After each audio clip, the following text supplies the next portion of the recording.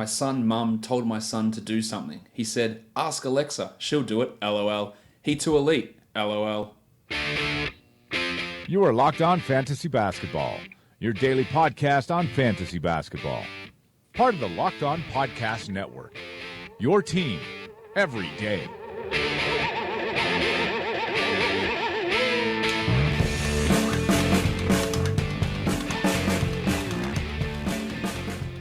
Hello and welcome to the Locked On Fantasy Basketball podcast brought to you by Basketball Monster. My name is Josh Lloyd and I am the lead fantasy analyst at basketballmonster.com, and you can find me on Twitter as always at redrock_bball. A quick reminder that Basketball Monster memberships are open, so go ahead and check those out over at the site basketballmonster.com. Get a check on all our projections, draft tracker, trade analyzer, Trade Monster, all of our different tools that are available over on Basketball Monster. Check it out. Check out our projections. Give me shit for them. I'm always happy to hear suggestions, ideas, thoughts of where you disagree with players. It's been a while since I've done a solo pod, but that's what I'm going to be doing today. Looking at the Yahoo default rankings. We've done the ESPN one already, so if you are on ESPN, go and check those out. That was a couple of weeks ago. The Yahoo ones, there's less egregious rankings in my opinion, but there are still areas in which you can get value in still guys that are ranked too high that you probably do need to avoid. So, Michael Bolton. Let's get to it. All right, let's start with some guys who I believe are ranked too low on Yahoo. Let's start. Jeremy Lin's ranked outside the top 230. Obviously, we still have the worries with Lin and his knee injury. His ADP is considerably higher, so people are searching down that list to find him, ranked 142nd with his ADP. But still, I think that even in 25 minutes per game, we saw that back with Brooklyn with the hamstring injury season a couple of years ago.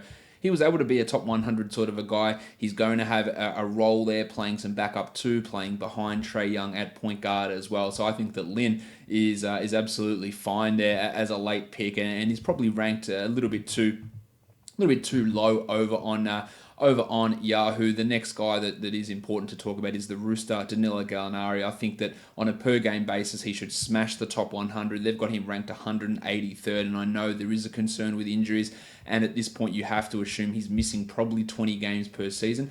But if I'm looking at him as a late pick, which is where people are sort of starting to look at him, I've got no issue around that 110 type mark for the Rooster, because if he does stay healthy, and if he does play 70 games, then maybe you're looking at a top 60 type of guy, and that's a real way that you can go ahead and crush your league. He's going to start. I can't see any situation in which he doesn't start for this Clippers team. He scores, he gets to the line, he shoots a good free throw percentage, he'll hit some threes. He doesn't do much in the defensive numbers, he won't get blocks, he won't get steals. But that's fine in that area of a draft for a guy who could push to 20 points per game. Not outrageous, probably not going to happen, but could. And do it on high percentages from the free throw line, high attempts. The field goal percentage was really down last season. I imagine that takes somewhat of a step up. He won't be that bad that he was last year in those 20-odd games that he did play. But I think that the Rooster is ranked too low over on Yahoo, and a really solid late-round flyer type of a pick that you should be looking at. The next guy we'll talk about is Rudy Gay, who again, I don't need to say that all these guys are ranked too low, because these are clearly the guys who I think are ranked too low. Gay is the 169th ranked player on Yahoo. The Spurs currently have one small forward on the roster, and that is Rudy Gay. He only played 21 minutes per game last season, but Kyle Anderson is gone, Danny Green is gone, Kawhi Leonard is gone. These are the three guys who played minutes there. DeMar DeRozan will play some there. Marco Bellinelli has been brought in, but I don't see Gay not being the starter at that position. He won't be Sacramento Rudy Gay, but I feel pretty good that he's going to best that 169th ranking on Yahoo. In fact, he's only owned in 41% of Yahoo leagues at this current stage, which means that he's going undrafted in big chunks of leagues, and you shouldn't allow that to happen. I'm grabbing him around the 100 to 120 type of mark. I think that he can be a top 80, maybe top 70 as a ceiling for Gay this season. The good thing about him returning from Achilles injury last season is his efficiency stayed up. The minutes weren't there, and he probably can't push for big minutes, but we have to remember that last season he didn't play big minutes, not because he couldn't handle it with health-wise or minutes-wise. It was because Kyle Anderson was better than him. Because in those games where Anderson would sit, we'd see Gay push and get 28 and 29 minutes per night. So it wasn't that Popovich is only holding him back because of the injury, and he's not fit to play those 30 minutes. He didn't play it because Kyle Anderson, at this point in their careers, is a better player than Rudy Gay. So Anderson was getting the 28 minutes, and Gay was getting the 21. This year, and Anderson's gone. He's in Memphis. Gay's another year removed from the injury. He should be able to push those minutes back up and be a useful contributor. So I think he is a strong late round option for fantasy leagues. DeAndre Atten, I don't know why he is ranked so ludicrously low on Yahoo, 130th. The ADP has come into 79th. I still think that there is real value there at him at number 79. You do have to have some level of caution with rookies, but I think that Atten is coming out. He's starting for the Suns and he's playing pretty big minutes. He doesn't necessarily have to have a huge usage to be impactful because he's a high field goal percentage, hopefully, guy, a decent free throw percentage guy, a strong rebounder, and while he won't be blocking 2.5 shots per game, he should be able to get it to 1.5. And that's really enough value to finish the season as, I think, the best rookie this season and put up top 50 value, and you don't need to take him in that top 50. If for some reason someone lets him fall to 130, you should be really happy with that. Even at his ADP of 79, he's got every chance in the world to smash through that number. So I'm really interested in DeAndre Atten this season. Another Spurs guy we need to talk about is DeJounte Murray, who's ranked way too low at 155. The ADP still at 132, but he is a guy that has a real chance to push for the top 70 this season. He is a great option if you're lacking in point guards, especially if you're doing a punt assist type of build, because he doesn't get you assists. His value is in his steals, his blocks, his rebounding. He gives you a solid field goal percentage despite not being able to shoot. And I think his shooting will actually take somewhat of a step forward this season. And I feel pretty good about Murray being a top 100 guy, getting extra minutes and being a core piece of this San Antonio Spurs team, where he was sort of in and out of things last season, but towards the end of the year, really cranked it up. And I think he's going to smash through that value. And that if he's falling to 130, which apparently he is, and only owned in 62% of leagues, which makes no sense, you need to be grabbing him, and you need to be looking at him in that back end zone if people are really relying upon these default rankings. DeMarcus Cousins comes in at 107. Obviously, he's going to be better than that on a per game basis. But when we're looking at total value, I don't think we need to. We just don't know when he's going to come back. So it could end up being a real steal for Cousins.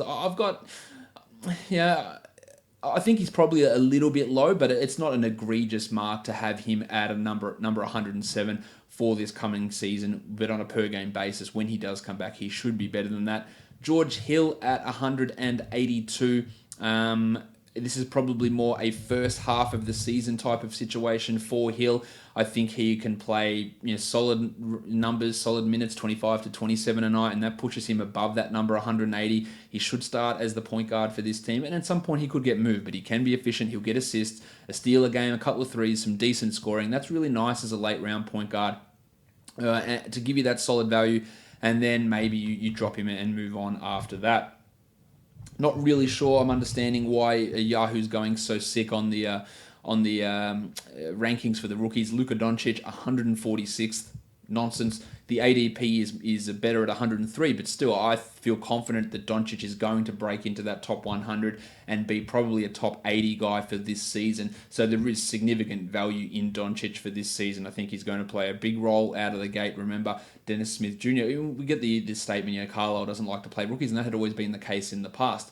But the rookies he didn't play were guys like Roddy Beaubois or Dwight Powell, or insert other rookie who's not very good. Dennis Smith Jr., almost 30 minutes per night last season. Luka Doncic is better than Dennis Smith Jr., so he will likely play the same, if not more minutes this season. Assists, rebounds, threes, steals, scoring. I think his efficiency will be okay without being great. He's 146 is nonsense for Doncic, and you should be looking to exploit that as much as possible. One guy I'm really in on this season is Chris Dunn. Yahoo ranked outside the top 100, ADP outside the top 100. He was basically a top 50 guy last season. I think he plays more minutes. He started slow with an injury, ended the season with an injury. Hopefully there's no issue like that this season, but he's going to get steals in bunches. He'll get assists. Hopefully he can improve his efficiency again in his third season, but also hopefully he doesn't take as many shots, leading to him taking better shots, improving those numbers. I don't know why in any situation Chris Dunn is falling to the hundreds. I grabbed him at pick 50 in a draft I just did a couple of hours ago. No problem with grabbing him there. And maybe that's taking him at his upside, but I'm not actually sure it is, considering that he was the 50th best player last season. So, yeah, absolutely fine with that. That just seems like a complete oversight to have him that low. And obviously, people doing the Yahoo drafts and mocks are following that because his ADP is only 4 spots higher than that rank of 109. Pat Beverley, I think a little bit of out of sight, out of mind happening for Beverley there as he is ranked significantly low, 168th with an ADP of 142. It's a messy scenario in the backcourt. Lou Williams, Miloš Teodosic, Avery Bradley, Shai Gilgeous-Alexander, Jerome Robinson. It looks like the list manager Ty Wallace won't be there. Actually, by the time you listen to this, the decision would have already been made on the restricted free agency and him being matched by the Clippers or going to the Pelicans. I think he's going to the Pelicans. But yeah, Beverley was a guy that was putting up top 70 value before that knee surgery last season. He gets steals. He's a strong rebounder. He's not going to get bucket loads of assists, but he'll hit some threes. And when we're talking about late round point guards, he's really worth a look, especially with an ADP outside the top 140. So I do really like Pat Beverley for this upcoming season. Another guy who's always been a favourite of mine is Rondé Hollis-Jefferson, ranked 139th on Yahoo, and somehow the ADP is actually lower than that at 141. People are obviously way off on Rondé. I think he's a pretty comfortable top 100 guy. He was 91st last season, so obviously the people at Yahoo are expecting him to take a step back. I'm expecting him to take a step forward. But even if he doesn't take a step forward and just does what he does last year, then getting him at 141 is still a massive, massive steal. So Rondé is a guy you should be looking at. If you can get his steal numbers anywhere back to what they were as a rookie, then that's even a further step forward that Hollis-Jefferson can provide. I'm really interested to see what he does here heading into his 4th season, and there seems to be a lot of value there in Rondé. Mario Hezonja, it's a me, 137th on Yahoo, 144 ADP. He will be a top 100 guy as long as Porzingis is out. He may remain a top 100 guy when Porzingis is back, but yeah, he could be a top 70 guy when KP is out. So yeah, you have to take him and you have to look at him. Maybe you don't have to go that late and grab him in the 12th round or 11th round. But last season, in the second half of last season, in just 26 minutes per night, he was the 93rd ranked player. I wouldn't say the Knicks have got more talent than what the Magic do, and he's going to be playing a larger role than that, especially to begin the season. And yet the top 50 is legitimately in reach for Hezonja for those first 2-3 months of the season while Kristaps is out. So I don't understand why Mario is ranked as low as he is. The next guy for us to look at is Jeremy Lamb of the Charlotte Hornets. From all reports, Nick Batum is moving up to the small forward position, opening the shooting guard spot. Malik Monk is in the mix there. Jeremy Lamb is. I think that Monk and Walker would be real disastrous defensively, so I think Monk might come off the bench. But Lamb should be able to elevate his game, and even if he doesn't start, I think his minutes go up. He is a strong rebounding guard who scores and does it pretty efficiently. He'll get you a steal. He will handle the ball a little bit. He'll hit some threes, and his ranking of 147 is too low. I love him as a last 3-round pick who could be a top 100 and a solid top 100. Maybe there's not much upside, but if I'm taking him at 140 and he gives me value of 95, that's enough return on investment for me to take that mark. Not every guy you pick with that last pick is going to go from 140 to 50. Like Tyreke Evans, if you can give me 40 spots of value, that is still enough upside for me to grab you there, and that is exactly what I see out of Jeremy Lamb for this season. I think De'Aaron Fox being ranked 167th is silly. His ADP is 136. That's more in line. I've got him ranked just outside the top 100. I think he can actually shoot ahead of that if everything comes together. But he's not a high steals guy, despite being having a reputation as a really good defensive guy. And the percentages really do hurt him. Poor free throws, poor field goals, lack of threes. But I think he takes a step up, plays the most minutes per night on the Kings this season. And this is a guy that is that flyer. Maybe not a Jeremy Lamb type, solid guy, but really had that upside to be a top 80, top 70 guy, and that rank outside the top 160 doesn't make a huge amount of sense to me. I've already talked about Kyle Anderson in the Rudy Gay portion of this show, but let's talk about Kyle Anderson himself, because he's ranked 112th on Yahoo, and somehow the people drafting actually think he's worse than that as the 119th best player. There is absolutely zero logic that you can throw my way as to why that would be the case. He was the 87th ranked player last season in under 27 minutes per game.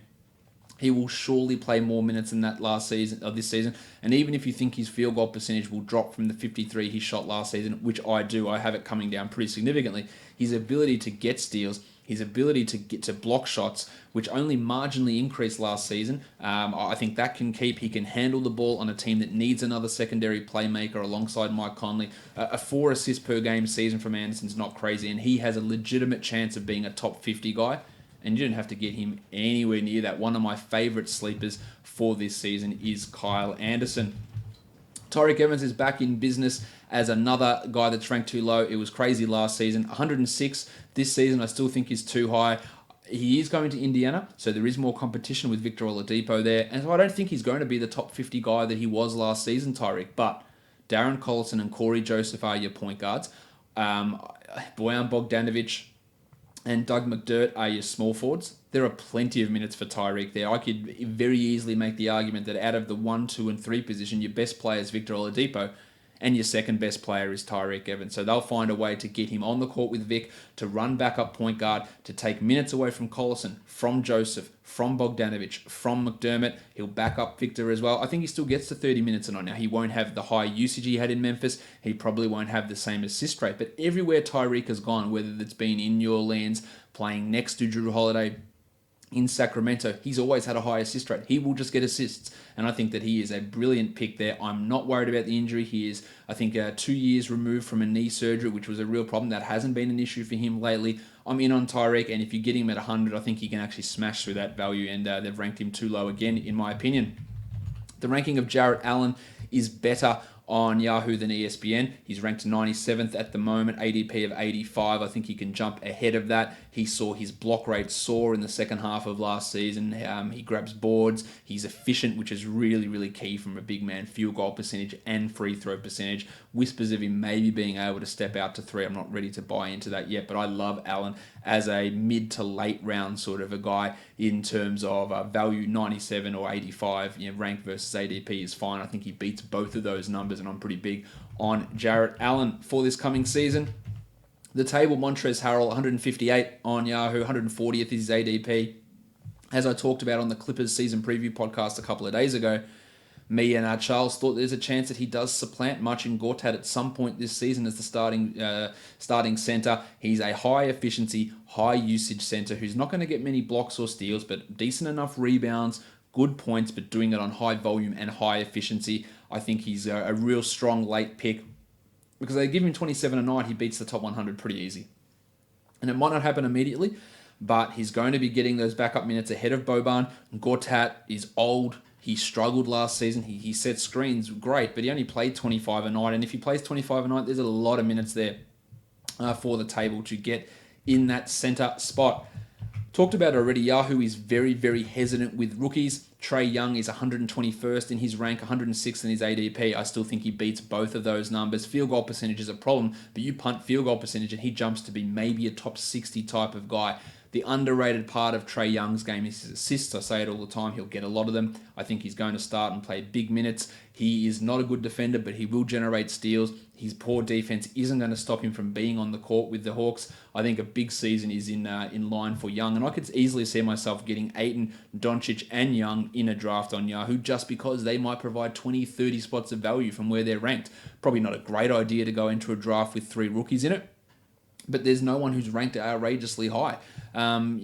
These guys are all at that spot at 121 or 130 or 140. There is great value, and they're not going to go there, but they still, I think, are getting drafted lower than what their actual value should be. Last guy we'll talk about on this little graphic that I'm looking at is Jabari Parker of the Chicago Bulls. Kyle McEwen has a massive hard-on for his value for this season. I'm not quite as high as Kyle, but with a rank of 123 and an ADP lower, all about Jabari. Smash it, love it. I think he's a top 100 guy with top 60 upside. If he dominates the ball, gets more minutes than I've projected for him, then he goes even further. I think he's a top 90 guy as it stands. He is a great, great value pick. And this, again, if all of you guys who think, Yahoo's ranks are pretty good, there's no value, there's tons of value still to be had. And a lot of their rankings are pretty good, but I still think there's a lot of value plays that you can look at here and really, really get some numbers going in your league. There's still a bunch more guys I need to talk about who do have value. Jaren Jackson Jr., Triple J. Again, another rookie who I think is ranked too low, an ADP of 129. I think that there's a legitimate chance he starts the season at power forward, and if he doesn't, by November he's in that spot. He'll get some backup minutes behind Marc Gasol. He's going to block shots. He shoots free throws at a good rate. He'll hit some threes. He'll get some steals. It's a no-brainer to me to take him at pick 130. I think he is going to be a top 100 player for this season. Probably the 4th or 5th best rookie overall behind Young, Doncic, and Atten. Battling along there with Wendell Carter Jr. I think it's a great opportunity to get Jaren Jackson at that level. Geordie Bell's at 143, and we know that DeMarcus Cousins is out, and it's going to be him and Looney battling. But even if Looney gets the starting center job, it's not going to mean that Bell's playing 15 a night and Looney's playing 33. It's going to be 20 minutes in the 20s for both of them. Bell can produce in 20-odd minutes. He'll get some backup power forward minutes behind Draymond Green, I think, as well. And even when Cousins comes back, Bell, I imagine, will remain in the rotation. It's more of a Hezonja type of situation for Bell, where the value is going to drop off at the second half of the year. But still, I think he can beat through that value and be maybe a top 80 guy early on and push it out to maybe top 120 after that. Nick Batum, I don't get it. I don't understand this ranking for Batum. 105th over on Yahoo. He's moving back to his more natural position of small forward. Last season, he was the 84th ranked player. The last half of last season, he was the 66th ranked player in only 31 minutes per night after he recovered from that elbow injury.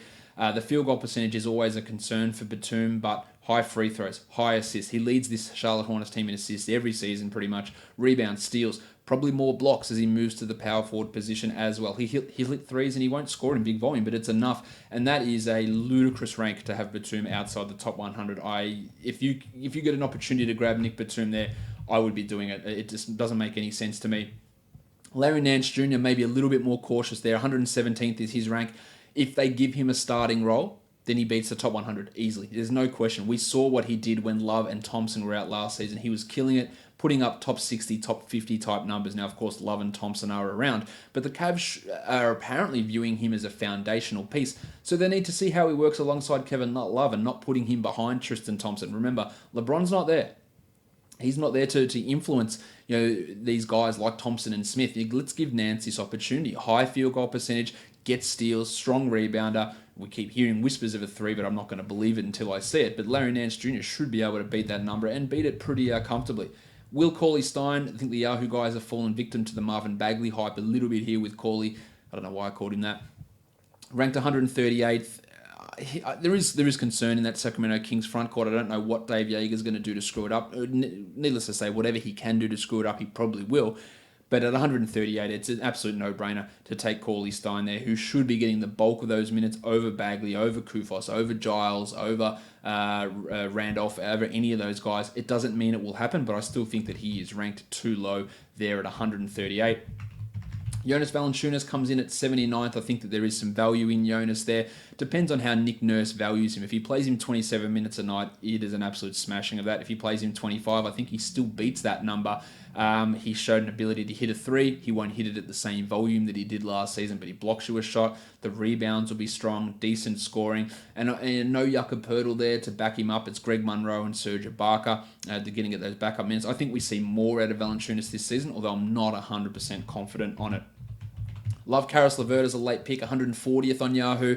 I think he's going to have top 75 stretches this season, won't be consistently there, but there's a chance that Kenny Atkinson elevates him and plays him more minutes over Joe Harris, over Alan Crabb, and they really start to develop him. I think they see Russell, LeVert, and Allen as their core trio at this point until they get some other young guys in. And I'd like to see him in his third year take a step forward, and I do believe that he will, and I think he's a fine late round guy. Talked about the Cavs already. Kevin Love is ranked 40th on Yahoo. I guess they're taking an element of the injury risk into consideration there because he's had multiple knee, back, hand, concussion injuries. But on a per-game basis, without LeBron, he will smash that. He will not be Minnesota Kevin Love because he won't play those minutes. Ty Lue refused to play in minutes. I think he's going to have to increase that this season. I expect a 20 and 10 return from Love, and I expect his assist numbers without LeBron. Someone has to get assists. And Love and Chetty Osman will be guys who are upping their assist rate. So I think Love is a strong second-round guy, a perfect punt blocks type of a big man, punt field goal percentage big man. Also gets a big boost in value. So pick 40 to me is pretty ridiculous, as is Eric Bledsoe at pick 47. I honestly cannot understand the rationale behind that at all. In his first season in Milwaukee, he was the 23rd ranked player. His steal rate was real high. Only played 31 minutes a night. Mike Budenholzer here, I think, should be able to help him in his offensive game. He might not go to the same level he was last year, but post All-Star break, he was the 15th best player, averaging 19, 4, and 6 with 2 steals and 51% shooting. That is nonsense.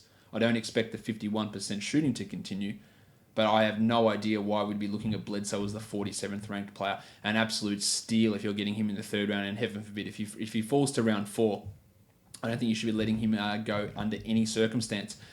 Jim Butler.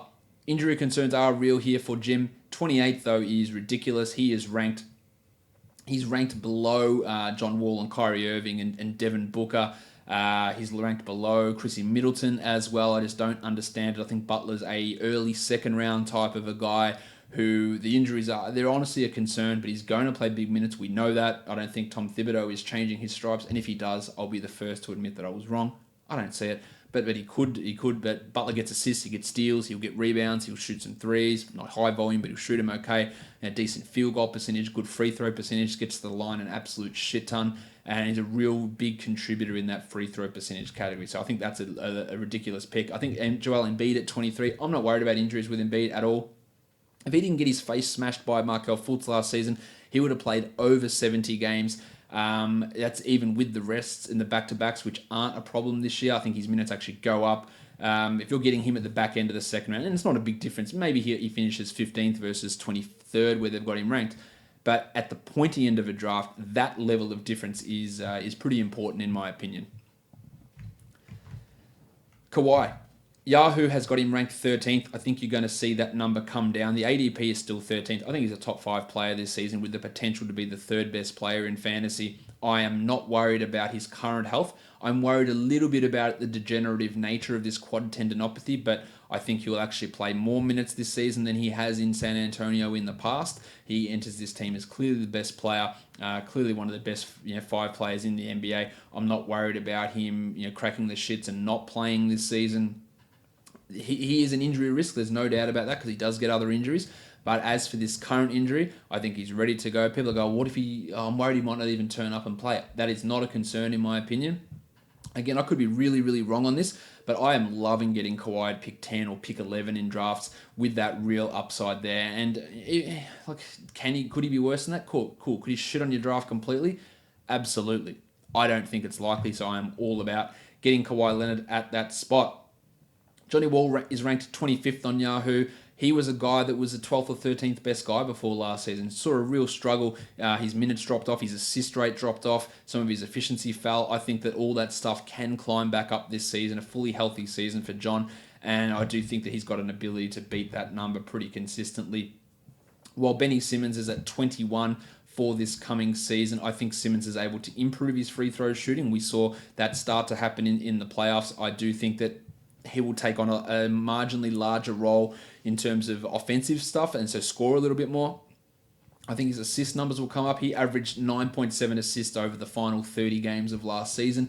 Yeah, that's something that he could actually improve on, and it started to get better and better. In fact, over the last 17 games of last season, Simmons averaged a triple-double, 14, 10, and 10.5 with 1.8 steals and 0.7 blocks, and was the 19th best player. He was actually 18th post-All-Star, even with a shit free throw percentage of 54%. And he was the 2nd worst player for free throw percentage impact last season behind Dwight Howard. I think that takes a step up. Still a punt free throw type of a guy, but I think he can beat that number of ranked 21. And then two other guys I want to talk about here of guys who are ranked too low. John Isaac at 129. If he starts and plays 30 minutes at small forward, smashes this. Even if he plays backup minutes at the 3 and the 4, he should be getting 25 plus with a real opportunity to beat that number. So I'm pretty interested in what Johnny Isaac can do this season. And the last one is DeAngelo Russell, who comes in ranked 81st.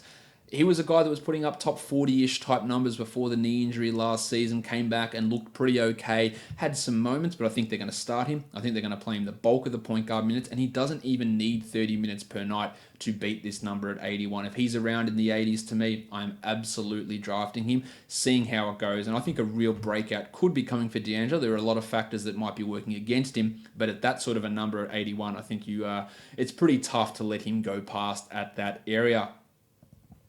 Let's look at some guys who I believe are ranked too high. The one that stands out like dog's balls is Kemba Walker, who comes in ranked at number 12. He's got an ADP of 14. There is absolutely zero logic, in my opinion, here. Not only is there rumors of him being traded, I don't believe he would be traded. I don't see that the Hornets doing that.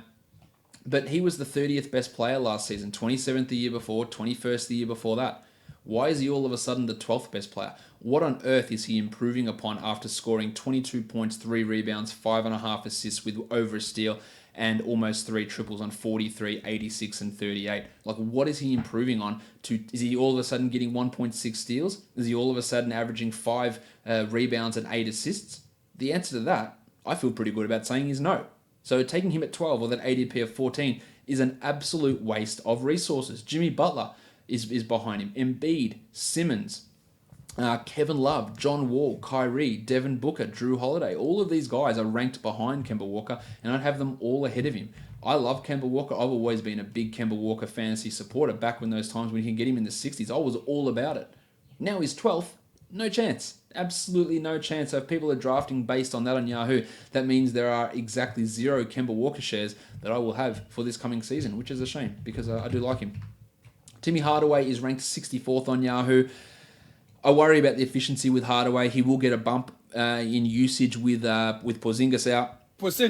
But does that mean that the efficiency gets even worse? He barely saw any time at point guard. There is still Manny Mudiay, Trey Burke, and Frankie Ntilikina there, so I'm not sure how high his ball handling level is going to go to.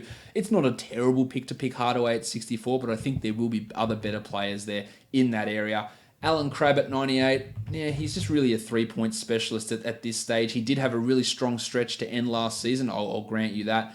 Shot the ball exceedingly well after struggling in the early part of the season. He was the 67th ranked player post All-Star, hitting 3.2 threes. But what really helped there was an increase in steal rate and an increase in block rate that really got that ranking really moving in the forward direction, as well as an improvement in his field goal percentage, shooting 44%. And in the last 12 games, he was a top 40 guy because he shot 48% from the field and he blocked a shot a game, 2 things which I don't think he's going to be able to stick with. So I'm not big on taking him there at 98. It's not horrible, but it's not a it's not a great option. Brook Lopez is coming in there at pick number 85. I did put him there, but now that I've had a bit of a chance to think of this, I'm not actually sure that he is too high, so I'm gonna skip over on him. But the next guy is Jayson Tatum, who I do believe is too high at pick number 45. Tatum has to deal with Kyrie Irving. He has to deal with Gordon Hayward. So minutes and touches, and Tatum is really good, but he was the 72nd ranked player last season, shooting an ungodly 43% from 3. There's a chance that dips. Even in that stage where Kyrie and Hayward were out, post All-Star, he was still the 76th ranked player. 14.5 points, 4.6 rebounds. He doesn't get high rebounds, not high assists, doesn't block many shots. The steals are okay. They did up as the season went on, but I see 0 return on investment at taking Tatum at pick 45 with the returns of those other guys. In fact, I believe that he is positioned higher than Gordon Hayward in terms of ADP and rank on Yahoo, so I'm not really feeling that at all. CJ McCollum is ranked 29th on Yahoo. It's not for me. It's just too high for CJ. He was the 54th ranked player last year, 28th the year before that, but that came on a ludicrous 51% from 2-point range. He was back to 46 last year. He was 46 the year before that. He was 46 the year before that. So I think we can look at that 51% as an outlier. His 3-point shooting fell off a cliff last year. The post All-Star at 34% after being a 40% guy earlier in the year. I think his ball handling levels will actually dip this season with Wade Baldwin and Seth Curry also in the mix, getting some of those backup minutes when basically exclusively he was the point guard when Lillard went off the court. I think that might drop this season. So I can see CJ finishing outside the top 50, and I don't think a 29th pick on him would be very rational at all.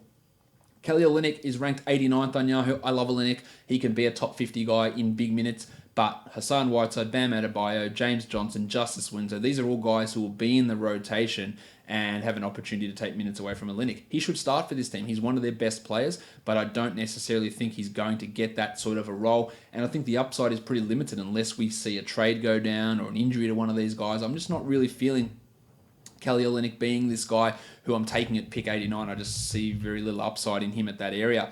Al Horford, I think, is too high as well at 41. If someone's going to sacrifice shots on this team, it's probably going to be Horford. He's going to do all the things that are necessary for winning, but that's not necessarily going to help us for fantasy. He's a perfect 50 to 60 range big man for roto leagues especially, but at 41, I just don't really see any upside in him at that spot.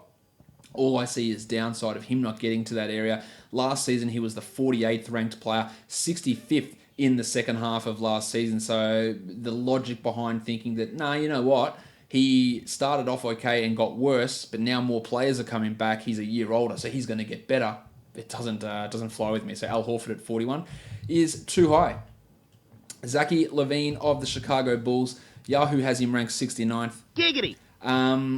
Yeah, I'm not feeling that. I know he had close to a top 50 season in that last year in Minnesota, but I'll tell you why I don't think he's going to get there. He was 60th in that season. I don't think he's going to get to that level because, A, he played 37 minutes per night there. Not happening this season. He shot 46% from the field. Not happening because he was the third option on that team. He is not the third option on this Bulls team. He's going to act like he's the number one option. Yes, Jabari and Lowry are still around, but LaVine is going to be thinking, I got paid as the number one option. I am the number one option. He was horrendous last year, 146th returning from that ACL injury, 38% from the field, 34% from three, boneheaded shots all over the place. The assist numbers 3 per game are okay. Rebounds, he had 3.9. They were up early and they did start to dip. He doesn't block shots. His steal rate's not fantastic. While I think he'll be better than last year and the scoring will push to 20, I don't think taking him at 69 is a great option. It's better than taking Darren Collison at 66, though. I don't know why he is being ranked at 66th on Yahoo, as I talked about with Tyreke Evans earlier. I think Collison actually loses playing time this year. He is an under-the-radar shit bloke as well. He's also an underrated three-point shooter, one of the best three-point shooters in the NBA. 47% from three last year, including a blistering 61% in the post-All-Star break period. 42 the year before that, 40 the year before that. He'll hit threes, but his assist rate will drop with Tyreke around, I believe, and Oladipo doing more ball handling. His minutes will actually drop. He won't score as much. Lower usage is just... He was the 59th best player last season, which is really good. But I don't think that's repeating. He only played 26 minutes a night in the second half of the season when he returned from that knee injury. I just don't see Collison. He'll be efficient. The efficiency will be great. Low assists, low steals. He'll hit some threes. He'll do it efficiently. But I think that everything takes a step back for Dazza for this coming season. DeMar DeRozan. People seem to disagree with me on DeRozan quite a bit. He's ranked 35th over on Yahoo. I think that is too high for the San Antonio Spurs. He was the 47th ranked player last season, 43rd the year before that, 41st the year before that, 76th the year before that. So the guys that are doing the rankings at Yahoo are expecting him to get better than what he's ever been at any point in his career. He shot the three ball pretty well to start last season, but the second half of the year, 27% from deep. That's on the back of a 27% season the year before that, 34 the year before that on limited attempts, and 28 the year before that. I think that he suffers a hit in his usage with LaMarcus Aldridge, a much higher usage player than what Kyle Lowry is. So I think that will come down. His assists, I think, will be pretty sexy, but he doesn't get steals or blocks. He's a poor rebounder, and we saw his free throw rate actually dip over the second half of the season. So that, I think, is a level of concern with DeMar. I still like DeMar, and I've always been a consistent believer in him from a fantasy point of view, and I used to have him on teams all the time when people would let him fall to the 70s and 80s, and I was able to get top 40 seasons or top 50 seasons out of him. I'm just not sure I see the rationale behind him actually getting better than what he was last season, and significantly better than any point that he's been in his career.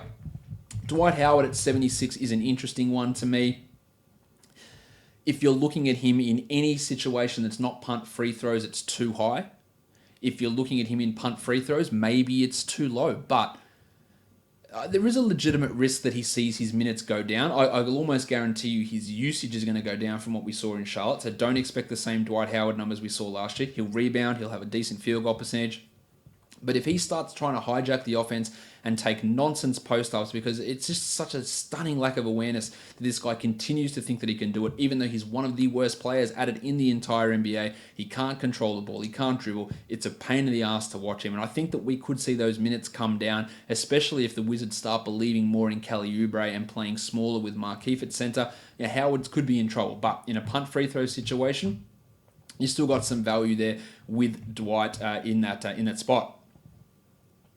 Just wrapping up a few other guys who I think are ranked too high on Yahoo, as Gordon comes in at number 44.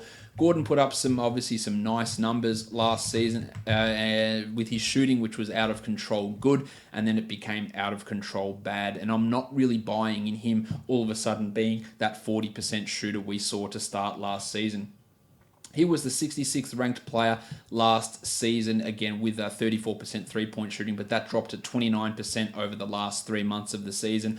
I think that it actually goes a bit lower than what it was last year. With John Isaac and Mo Bamba around, maybe there's a squeeze on minutes. I don't fully believe that. He did battle injuries last season, and look, there's a chance that he does go through and beat his rank of 66 last season. I don't think he gets to 44, and there is absolutely no way that I'd be taking Aaron Gordon as the 44th player in a draft. The pencil Harrison Barnes, just always overdrafted. 74th or 75th, is his rank on Yahoo. There's no need for it. He's not that guy. He was the 100th best player last season, the 89th best guy the year before that. He scores, but with Doncic around, with DeAndre Jordan around, maybe he loses a little bit in terms of touches. He rebounds at a subpar rate, under 5 rebounds per game for the last 23 games of last season, and now DeAndre Jordan's going to be hoovering those in instead of Dirk Nowitzki, so you can see why my concern about his rebounding is pretty real.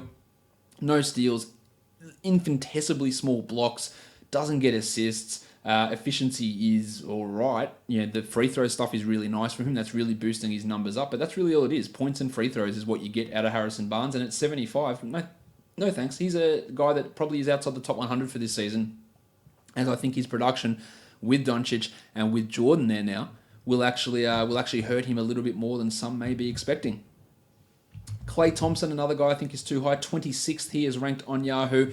I think there's a chance he falls significantly lower than that. He was the 43rd best player last season, 34th this season.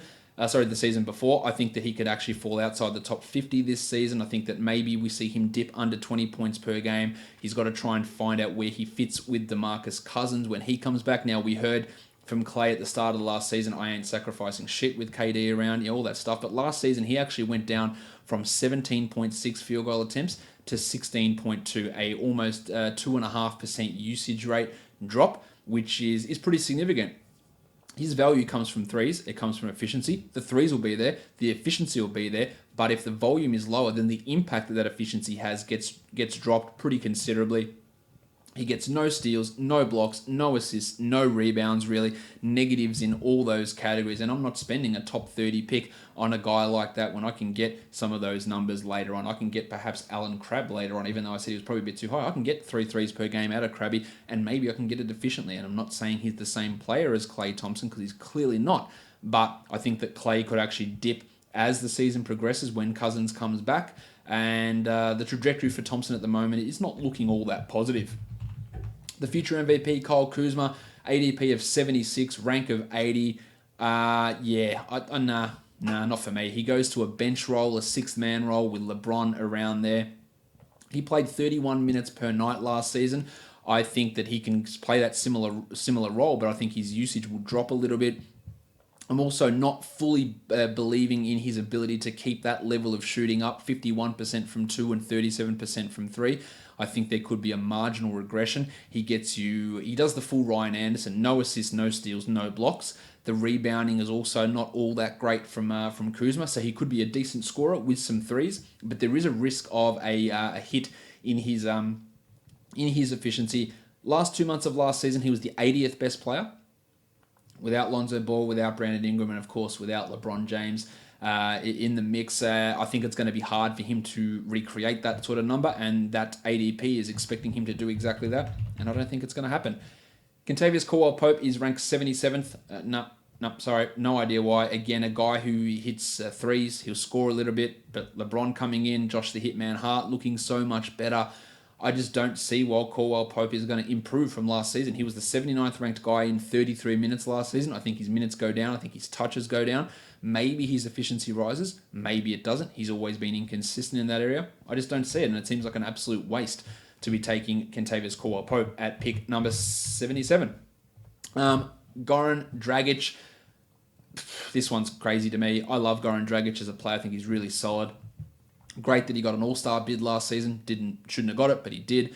And Yahoo said, well, you know what? Now he's the 54th best player. Well, he was 81st last season, so I'm pretty skeptical that that's going to be the case. His assists dropped down to 4.8.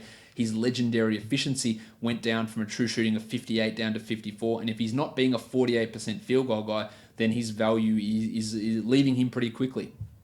He's not hitting threes at a high volume. I think his scoring did dip pretty considerably. We've heard that he's available in a trade, and maybe that does help him to some degree. But this guy is 32 years of age. I don't think he's necessarily getting better at this point. So I don't really see why we'd be looking at him as a top 60, top 55 type of pick. It doesn't make a huge amount of sense when we look at it that way. Stevo Adams is the 74th ranked player for this season. He is an under-the-radar free throw shitfulness guy. Really a punt free throw only type of a player. And look, if you're punting free throws, then you could look at him in that top 75 type of range. But if you're not, then it is a real struggle with Steven Adams. He was the 68th best player last season. He shot an incredibly high 63% from the field. That is obviously a level of concern as to whether he can get back to that level.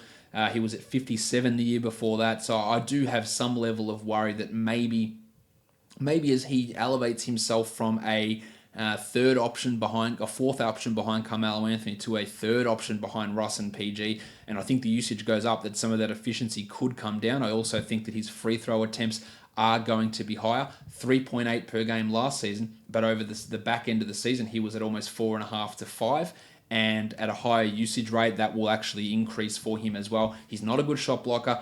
He doesn't get assists. I think that Adams is pretty overranked at that sort of a spot. I like Dennis Smith. I like him a lot. You know that. 67th is his rank. Feels high. He's going to be the starting point guard. I'm not really worried too much about him coexisting with Luka Doncic. I know that he can do that, and I know that Doncic can coexist with him. The efficiency is the real concern here with Smith.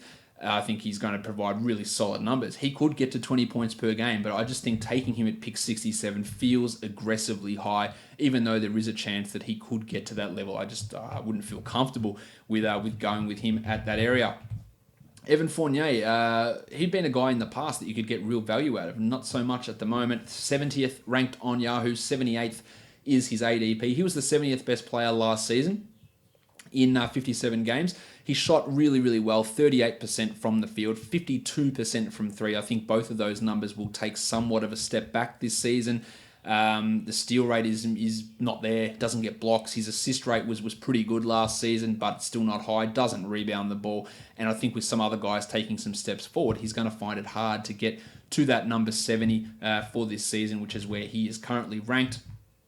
Two more guys that I want to talk about that are too high. Paulie Millsap at 59. I know he missed a big chunk of last season with that wrist injury, but with Barton, with Jokic, with Harris, with Murray, with Isaiah Thomas around, I'm not sure how Millsap is going to necessarily take his game and elevate it. Now, in his last season in Atlanta, he was the 46th ranked player, but he is 2 years removed from that. His block numbers are solid. He gets you a steal. He can get you a 1-1, but I think there's a real risk that his minutes actually come down this season. He played 30 minutes a game last season, 33 post All-Star break when he returned. 33 in the last 15 games of the season, which is obviously strong. But I do have some concerns that Millsap, at the advanced age that he's at, won't be able to be quite as efficient as he has been in the past. Might see some of those defensive numbers drop and could see the minutes drop. So I don't think that's a value pick at 59 at all. And the last guy, Dario Saric. I've always liked Dario Saric. I thought he's going to be a really good player, but this ranking is silly to me. ranked as the 57th best player. He was 74th last year in an unexpectedly large role. But in the 2 months post All-Star break, he played only 27 minutes per night and he was ranked outside the top 100. He shot the ball really well, 39% from three, and fit in even better than I could have anticipated alongside Joel Embiid and Ben Simmons. But I do believe that Markelle Fultz is going to be a rotation guy this season, and somebody's going to have to lose minutes. And out of Covington, out of Simmons, out of Embiid, and out of JJ Redick, Saric is the guy. And we did see that over that second half of last season as those minutes continued to tumble.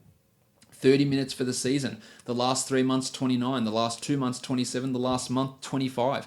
Continued to drop and drop and drop. His efficiency dropped as the season went on as well. And I just think that he gets no steals, no blocks. The assist numbers are okay. An okay rebounder. I think he's going to be fine as a top 100 type of guy. But I think he's going to lose some playing time to Fultz, and I think that there is zero chance of him living up to a rank of pick 57. I would not want anything to do with him at that area.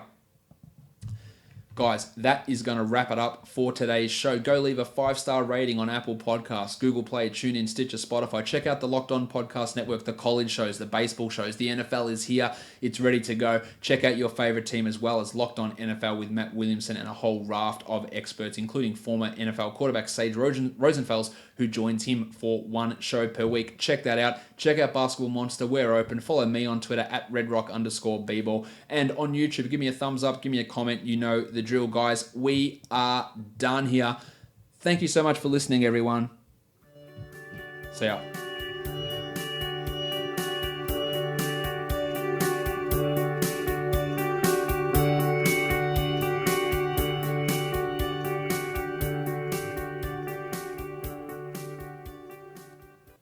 Reggie Bullock.